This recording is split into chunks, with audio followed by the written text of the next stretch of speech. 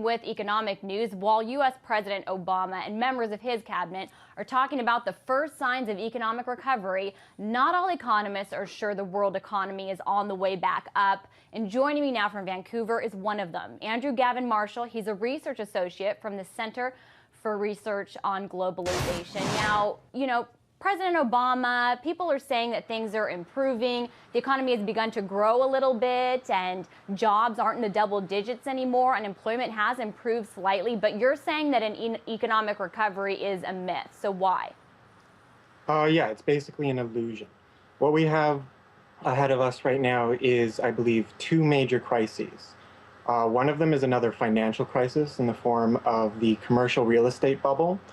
As the domestic housing real estate bubble began to deflate in 2006, the Federal Reserve and the banks propped up a new bubble in the form of commercial real estate. That one is potentially larger and riskier than the domestic housing real estate bubble. And we also have a sovereign debt crisis unfolding, which we see beginning in Greece and spreading to Portugal and Spain, Ireland, and it's also talking about being hit in the UK, and it could spread all the way to America. So what we have is a financial crisis coupled with a fiscal crisis. And that means that you need to have governments will be cutting social spending, increasing taxes drastically. At the same time, they'll be increasing interest rates.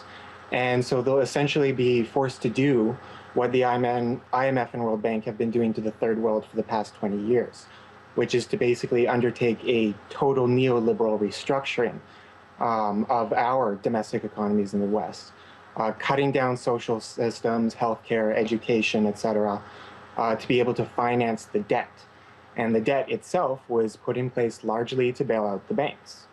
Well, now speaking of the bailouts, the U.S. bailouts did help the economy not to plunge into depression, as many economists argued. So, it made things a little bit better. Isn't it likely that the U.S. economy will rebound eventually? That's kind of difficult to say. The Bank for International Settlements, which is the most prestigious financial institution in the world, it's the central bank to the world's central bankers. It's been warning for years of a Great Depression. And in May and June of 2009, it said that fiscal stimulus packages will only provide a temporary recovery, and that they'll in fact likely make the economy worse in the long run. The BIS even warned that you could see a run on the currencies of nations like Australia or other Western nations as they failed to withdraw their stimulus packages easily, or quickly, I should say. And you have the look at why the recovery is being declared is largely due to stock market increases. Like you said, jobs aren't in the double digits, but you also heard Obama say that this is a jobless recovery. Well, what exactly does that mean? Is that even a recovery? And the fact that the stock market has gone up, you have to ask why. And the thing is that there's nothing really new being produced. When you have such massive rates of unemployment, no new really big products that come onto the market that are deserving of the stock market going up, you have to really ask why it's going up. And that's largely due to speculation. And this is speculative money has been largely made available by the Fed bailouts. So in fact, the bailouts have made the situation a lot worse.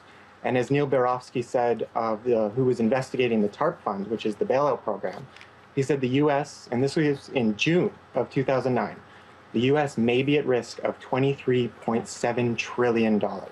Well, and you mentioned the running of the currency, and just today the IMF said they might be looking at a different currency, a reserve currency instead of the U.S. dollar. We don't have time, but I just want to know, do you see this as a lack of confidence in the U.S. economy?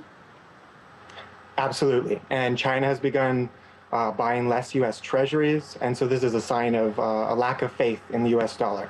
The sovereign debt crisis will hit the U.S. last, but it probably won't hit it for over a year or two. All right, so we got a year or two. Thanks for giving us your predictions.